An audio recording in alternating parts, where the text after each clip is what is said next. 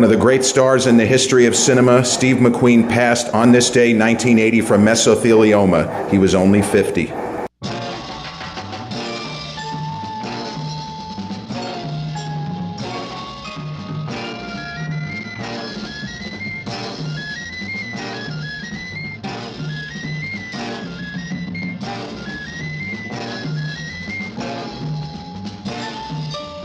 Steve McQueen and Faye Dunaway in the Thomas Crown Affair. Go.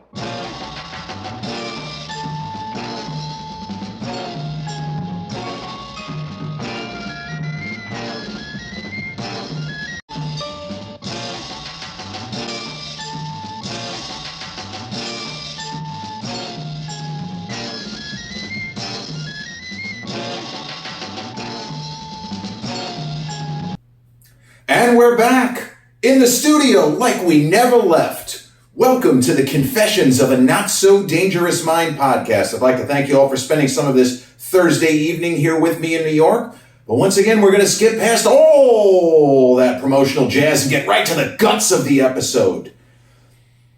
Sadly, this is another somewhat somber, theoretically depressing episode. Now, throughout the unbelievably 350 full episodes of the Confessions of a Not So Dangerous Mind podcast, there is one enormous name in the storied history of Hollywood and global cinema that has really not been mentioned very much. I have yet to feature in a particular episode any of his movies, and I really haven't mentioned him more than a handful of times when maybe related to a Paul Newman or a star of his era and of his day.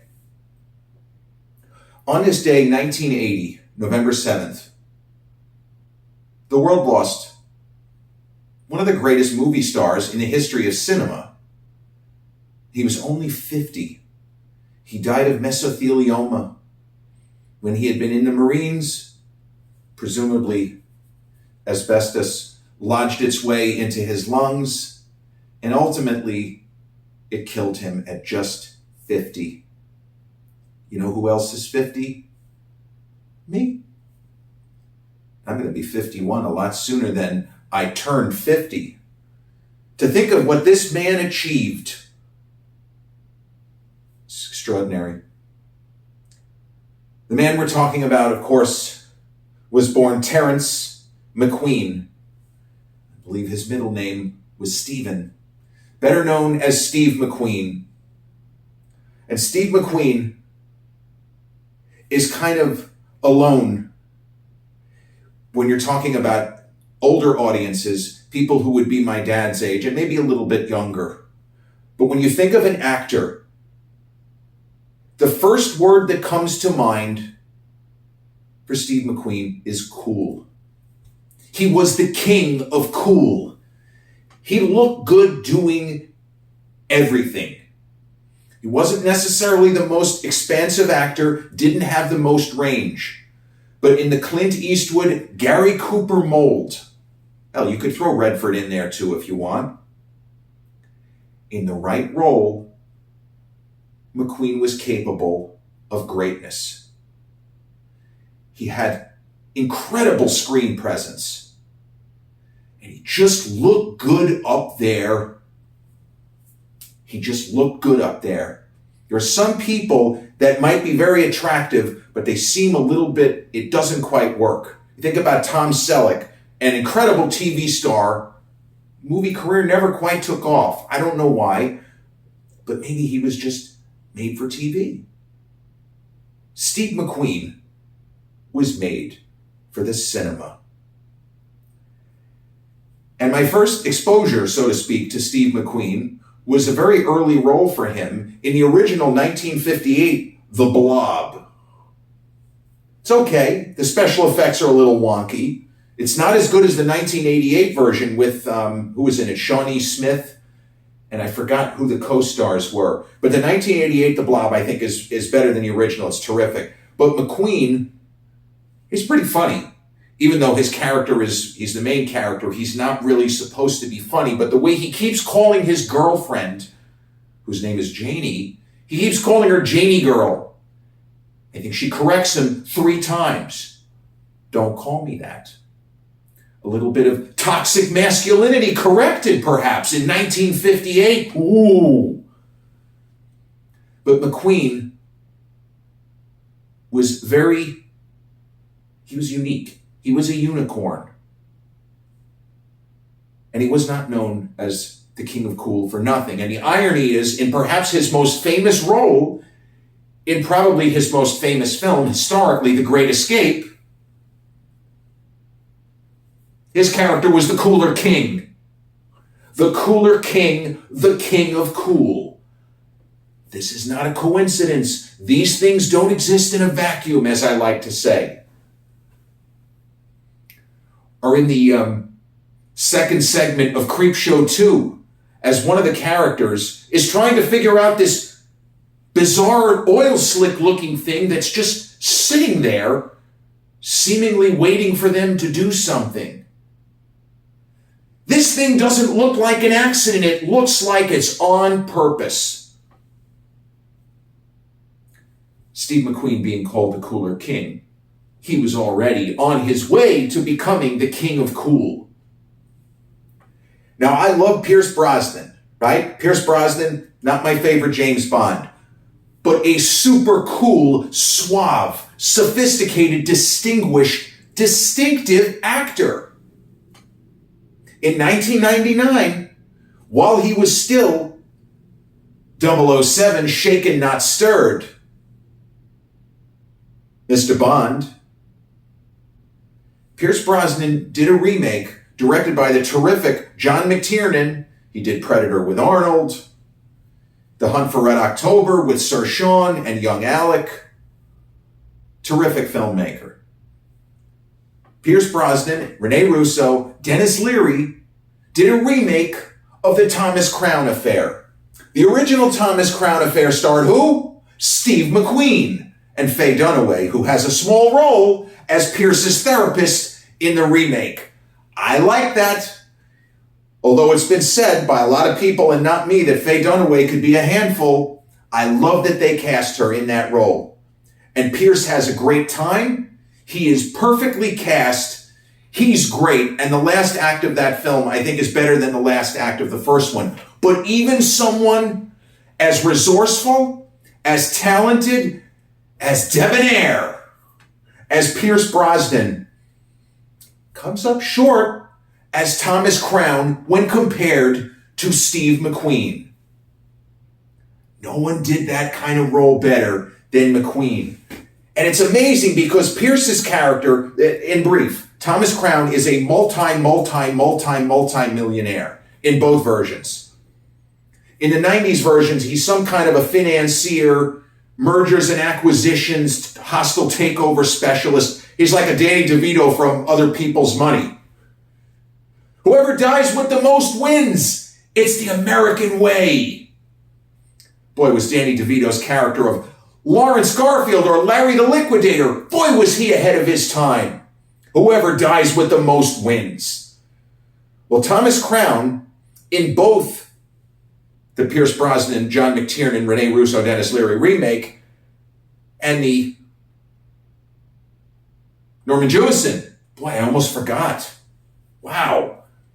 In the 1968 Thomas Crown Affair, with Pierce and Faye, among others, Yaphet Kotto is in the cast too. Both iterations of Thomas Crown. They have more money than they know what to do with. They are bored just making money. They crave a little more action. Steve McQueen plots a heist, a very serious heist. And he does it for kicks. He doesn't really give a shit about the money because he doesn't need the money. He is taking action because he is bored and he wants to do something else. Let's rob a bank. Let's rob an art gallery in the 1999 version. But I will say that Pierce Brosnan is more suave, more perfect as Thomas Crown than any other actor who ever could have existed in history except Steve McQueen. And that's a hill that I'll go down on. McQueen wasn't necessarily, well, he wasn't anywhere near as conventionally handsome as Pierce. We know that. But McQueen had some kind of presence. He had a standing. He had stature. McQueen standing in a four-piece hand-tailored suit wearing a Rolex, he somehow seems even more suave than 007 himself. Even though I will say the 1999 film is more accessible. The twists are more frequent, and Pierce's performance is really good. And I love Dennis Leary in that film. Dennis Leary worked a lot in that era, and he kind of went against the expectation because he came up, he was the stand-up comic, and through the ranks of MTV, I think you hear me knocking, he had a lot of those kind of bits. But normally he played heels earlier in his career. And in 1999, he had two movies where he played very sympathetic characters, and I believe he hit a home run in both of them. This movie, where he clearly is desperately, madly in unrequited love with Rene Russo's Catherine Banning, who is an insurance investigator. She knows that Thomas Crown is fucked around, and now he's going to find out. But what he might find out is what she looks like with her clothes off, and she might find out what Crown looks like with his clothes off. But Dennis Leary's character, he's a New York City cop. He is crazy about her. And it could be a throwaway role, but Dennis is great. In the original, the chemistry between Faye Dunaway and Steve McQueen, it is significant. I would argue that it is a lot more potent than between Faye Dunaway and Jack in Chinatown. McQueen, in that suit, with that Rolex, with a brandy in his hand, that's about as cool as it gets. It's not my favorite movie with him, though, or even my favorite performance. I love what he does in The Great Escape. But if I have to spotlight one particular movie which sums up Steve McQueen for me, it's The Towering Inferno, which is not a great film. It made a shit ton of money. But McQueen, who was a little bit protective of his legacy, he was a guy who, it seems that he was not as secure as he should have been given who he was and what he had accomplished by the early 1970s. He may have been jealous of Paul Newman, and I feel like Newman was jealous of him. Newman was a race car driver. So was Steve McQueen. Newman was more of a conventional leading man looking guy than Steve McQueen. But The Towering Inferno, the word was both guys teamed up. They don't really have, maybe they have a scene together, but I'm not even sure about that. But the nature of that movie is that Paul Newman appears to be the main character. But when the movie gets to be about an hour in, he doesn't have anything to do anymore. See ya, in the immortal words of Wesley Snipes. Now, I wouldn't want to be ya. But Steve McQueen as a fire chief, certainly the greatest hero he ever played. And in a world of 1974, practical, mechanical, special effects done during production, not in a computer, Steve McQueen pulls some pretty serious stunt work off without a hitch. He is amazing in The Towering Inferno, a movie that is okay. It's maybe, if you want to be generous, it's 3 stars, but it's super entertaining for a film that's more than 2.5 hours long. And of course, the concept is preposterous.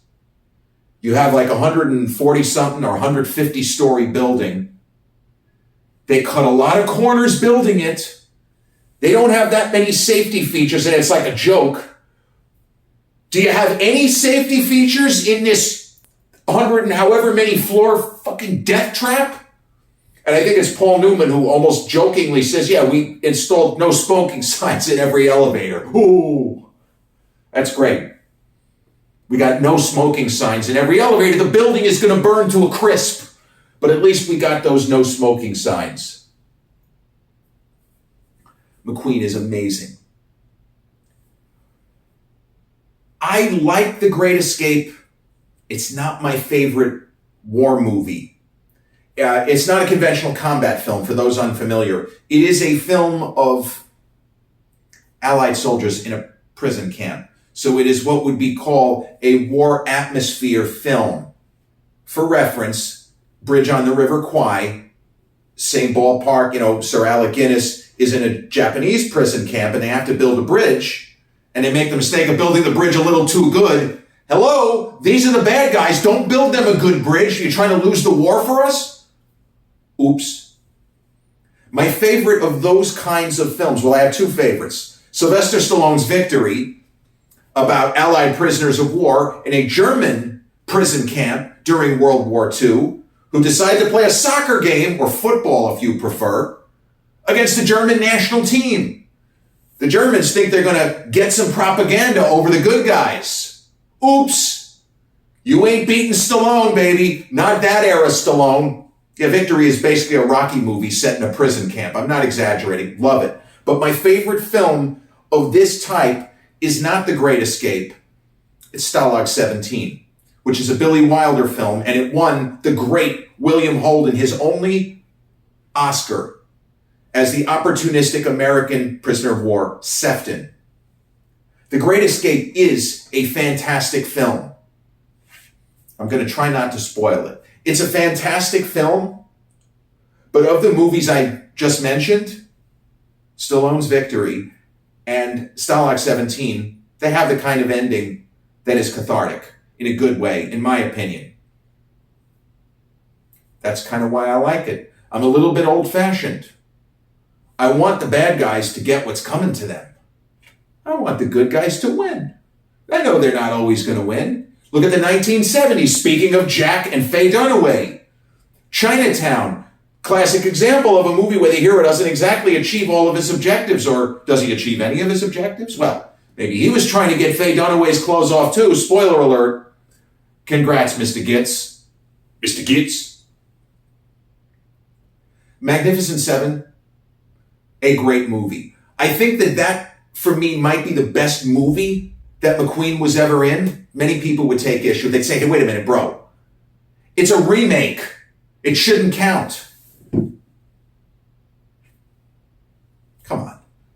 It's a remake of Seven Samurai. Yes, I know that. But I think The Magnificent Seven is fantastic. There's a reason why they did a remake a couple of years ago, right? Chris Pratt. I forgot who else was in it.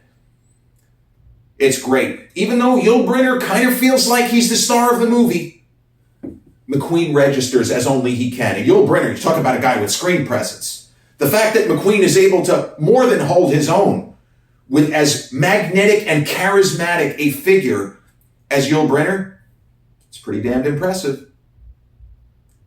And McQueen, unfortunately, the last really good movie he made, other than The Towering Inferno, is Bullitt.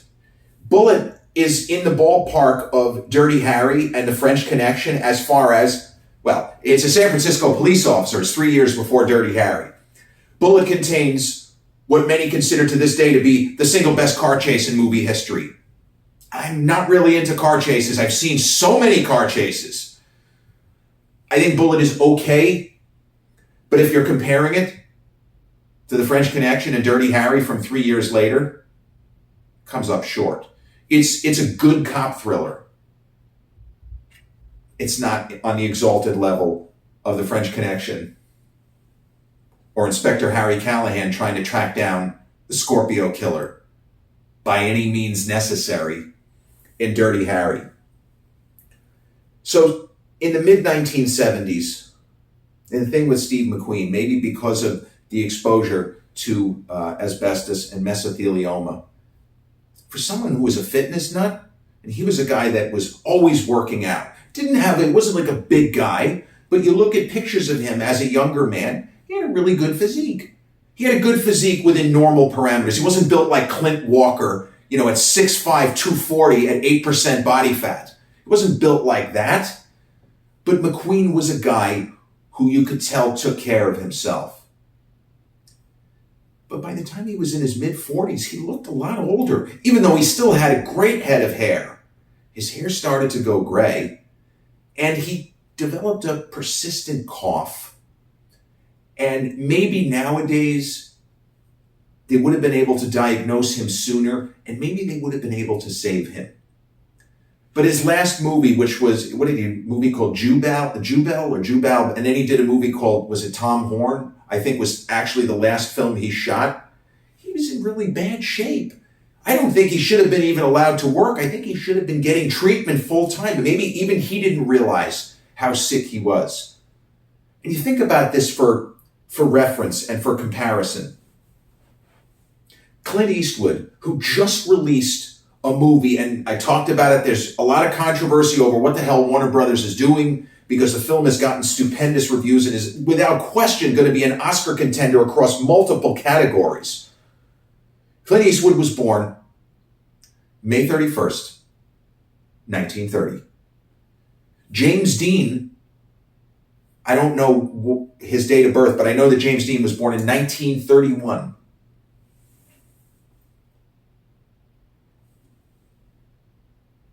Steve McQueen was born March 24th, 1930. So he would be 2 months older than Clint Eastwood. McQueen has been gone now 44 years to the day. James Dean has been gone almost 70 years. He died in 1955, September 30th. Think about the alternate run out, a different reboot of The Matrix, where McQueen got proper treatment, recovered, and continued to make movies in the 80s and 90s. He could have made movies like Absolute Power in his 60s that Clint did. That would have been perfect for him. It's tragic that he died so young, and presumably that he suffered a lot in the last couple of years of his life. And mesothelioma was no joke. Just awful. And you think about James Dean's 24 when he crashed his Porsche. There's no reason for it. It's totally unnecessary. But McQueen gave enough iconic performances, enough great movies, such as the ones I mentioned. Thomas Crown Affair, Great Escape, Magnificent Seven, Towering Inferno, Bullet, The Blob, and Le Mans is a film that a lot of race car enthusiasts will say is the best film of its kind, except Ford versus Ferrari in 2019 with Christian Bale and Matt Damon. A lot of people would put that above the McQueen race car movie. Great shots, though, that you find on the internet of McQueen in the garb of the race car driver, with the ads. And one of his watches has been sold and resold, and I think it's more than 1 million or 2 million Lloyds of London, some crazy amount, but it's a Rolex Le Mans that he supposedly wore. I think, I could be wrong about this, but I think he wore it in that movie. It would make sense. Because Paul Newman, one of his Rolexes that sold not that long ago, wasn't, I don't think, for anywhere near as much, he wore in, I don't remember which movie it was. Don't know. But the irony there is that the guys who were supposedly somewhat competitive or very competitive, I still think it was more that McQueen had an issue than vice versa, that their wristwatches are still duking it out all these years later. And Newman, unfortunately, has been gone 16 years, which is absolutely insane. I can't believe he's been gone that long.